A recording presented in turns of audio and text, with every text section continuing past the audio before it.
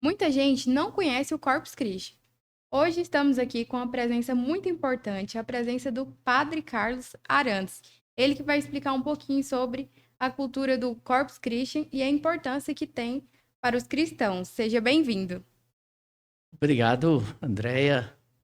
Agradeço mais uma vez a oportunidade, né, de estar aqui no podcast PES e poder partilhar um pouquinho dessa experiência da fé em nosso Senhor Jesus Cristo, expresso no Corpus Christi. Muita gente não sabe o que realmente significa Corpus Christi e por que essa data é tão importante para os cristãos. Andréia, e você que acompanha esse podcast, a igreja tem toda uma dinâmica herdada de nosso Senhor Jesus Cristo. E essa dinâmica a igreja faz questão de repeti-la durante o ano que nós chamamos o ano litúrgico, com seus ciclos. Então, o que acontece? Nós tivemos o ciclo da Quaresma, onde nosso Senhor Jesus Cristo se dispôs a nós, como podemos ler na carta aos Hebreus, capítulo 4, versículo 15.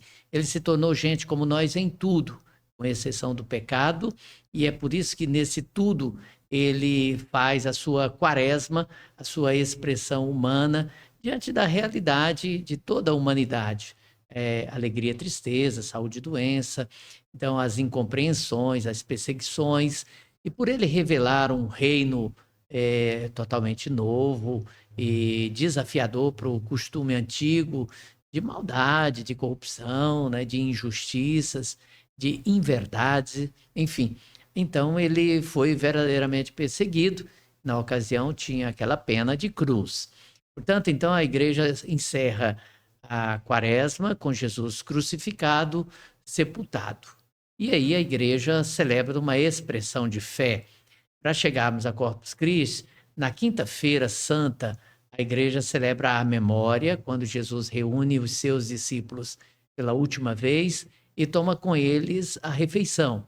E aí ele se despede: olha, agora é pão, agora é vinho, que eu estou servindo a vocês, mas será meu próprio corpo, será meu próprio sangue, dado para vocês, para a remissão dos pecados de todo o mundo, para todos. E que vocês façam isso em memória de mim. Terminada ali a Santa Ceia, Jesus foi para o Horto das Oliveiras, veio Judas e o entregou. Ali ele começa a ser, então, interrogado, enfim, e conduzido ao Calvário. E lá no Calvário, então, ele é verdadeiramente assassinado, morre e sepultado, como gente, sepultado mesmo, morreu físico, biologicamente, foi sepultado, né? E aí sim vem a novidade: ele se tornou igual a nós em tudo, com exceção do pecado. E o pecado é a morte e ele a vence. Então, ele dá a vida nova e, por primeiro, ele ressuscitado. E se dá ressuscitado. Pois bem, então, na ressurreição. Desta ressurreição, a igreja faz uma caminhada de 50 dias dessas manifestações dele. Nesses 50 dias, a igreja contempla o dia em que, presente diante dos discípulos, ele volta para o Pai. Nós chamamos liturgicamente a ascensão do Senhor. No domingo seguinte se celebra Pentecostes, isto é, quando ele, prometendo não nos deixar abandonados, não nos deixar órfãos, ele nos envia o Espírito Santo, que a igreja chama Pentecostes, quando a igreja sai anunciando as maravilhas de Deus. Está no livro dos Atos dos Apóstolos, os apóstolos, algumas mulheres, dentre elas Maria, a mãe de Jesus. E saíram então com o Espírito Santo anunciando as maravilhas de Deus, de modo que todos os estrangeiros compreendiam em sua própria língua. No domingo seguinte, a Pentecostes, a igreja celebra a Santíssima Trindade. Então, isto é, Jesus volta para o Pai, tem a unção do Espírito Santo, e com o Pai e o Filho. O Espírito Santo fazem, então, esse Deus trino de amor, essa divina comunhão, a Santíssima Trindade. E aí, após a Santíssima Trindade, na quinta-feira seguinte, a igreja celebra Corpus Christi, a memória do corpo e sangue de Cristo, como nós repetimos ali, atualizando, repetimos nesse termo de atualizar. Está aqui o mistério da fé. quando Jesus pede, fazer isto em memória de mim. Então, nós fazemos memória, atualizamos esta memória no dia de Corpus Christi. Corpus Christi é justamente a expressão, a exposição do testemunho da nossa fé, que na hóstia consagrada estão verdadeiramente corpo, sangue, alma, divindade de nosso Senhor Jesus Cristo. E tem um detalhe curioso nisso, porque existem aquelas tradicionais procissões e tapetes nas ruas. O que significa? Exato. A igreja, como eu disse há pouco, né, em Pentecostes, quando houve o derramamento do Espírito Santo sobre os apóstolos, aquelas mulheres, dentre elas Maria, mãe de Jesus, eles saíram do cenáculo, né, aquela casa de oração, casa de recolhimento, e ali até recolhimento duplo, porque eles estavam com medo da perseguição dos judeus.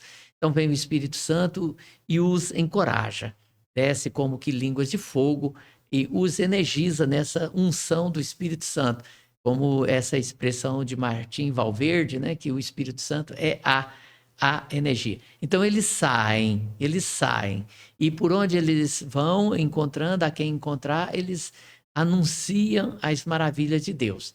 Esse é o testemunho da palavra de Deus. E por isso a Santa Mãe Igreja, cumprindo a palavra, ela sai. E aí, para sair para as ruas, tem essa tradição de pintá-las, pintando as ruas com os símbolos eucarísticos. E aqui é maravilhoso, já começa com a Santa Ceia, como eu disse, que é a instituição da Eucaristia, quando Jesus toma a última refeição e memoriza, né? E a torna memorável, recordando lá o dia em que o Senhor libertou os seus filhos da perseguição do Egito. E ali o dia memorável, o dia inesquecível. Então, fazer isto em memória de mim. Saindo pelas ruas, a igreja tem essa dinâmica, né, de dar a todos o direito de reconhecer Jesus Cristo. Então, o símbolo das ruas, como eu disse, começa ali com a Santa Ceia, mas são incontáveis as cenas de Corpus Christi. E a igreja tem o desejo de expressar em cada desenho, em cada detalhe, também realidades para quem Jesus veio alimentar. Realidade de pessoas famintas, desabrigadas. Este ano, a campanha da fraternidade toma o testemunho de São João no Evangelho, capítulo 1, versículo 14. Ele veio morar entre nós. E assim também João 10:10. Eu vim para que todos tenham vida e vida em abundância, vida com dignidade. Então, olhando para a realidade de muitos moradores de rua, a igreja também trabalha este ano a campanha da fraternidade sobre a moradia. Todo cidadão tem direito a uma moradia digna, uma habitação digna. Então, a igreja sai às ruas pintando e proclamando esse grande desejo de se cumprir a palavra. Então, por isso vai. A nossa paróquia, nós já temos a opção de não pintar as ruas, por um ato também de caridade, em vista que a rua se pinta com pó de café passado, com giz, com cal, muita serragem, variados tipos de serragem, serragem fina, serragem mais grossa, e assim, então a gente deixa uma sujeira muito grande, e por caridade, porque é um tempo que venta, então pode levar aquilo para as casas das pessoas. No outro dia de madrugada nós temos os nossos trabalhadores, trabalhadoras, né? Os garis. Então, por amor, por caridade, a igreja faz uma opção sugestiva. Nós vamos sair nas ruas, para as ruas, em carreata. O tapete será feito dentro da igreja e já é um exercício também das nossas crianças na catequese, fazendo laboratório de aprender o que significa essas expressões, e eles as expressam então em cartazes. Nós vamos pôr no corredor central da igreja. E como obra de caridade, vamos pôr ao lado desses cartazes óleo, arroz, feijão, doações para que outros possam ter o alimento sagrado também, que é o alimento para o corpo. Jesus Cristo sacramentado, Corpus Christi, é o alimento para a santidade. O meu corpo é carne, é vida, é pão que alimenta a humanidade para a vida. Quem come a minha carne e bebe meu sangue viverá eternamente. Mas não só de pão vive o homem, não só de Eucaristia vive o homem, e nesta comunhão a igreja faz também o compromisso da partilha. Por isso, nem tanto pintar as ruas por si só, mas também fazer esse ato de caridade, de doação. Padre, se o senhor pudesse resumir em uma frase, qual é a lição que o Corpus Christi deixa para quem quer viver uma vida mais próxima com Deus? Bom, a primeira lição, como você propõe, resumindo uma frase, então eu tomaria da primeira carta de São João, né? Na primeira carta de São João, capítulo 4, ele vai descrever para nós, ali no versículo 7º, né? Deus é amor. Aí ele fala que esse Deus amor é um Deus amor comprometido. Então ele diz assim: olha, se você diz que ama a Deus, ame também o seu próximo. Quem diz que ama a Deus, mas não ama o seu próximo, é um mentiroso. Então, a lição da Eucaristia é isso. Quando Jesus fala, eu passei entre vocês, no dia da instituição da Eucaristia, na última ceia, Jesus fala, passei entre vocês como vocês, dando-lhes o exemplo, a fim de que vocês façam o mesmo entre vocês.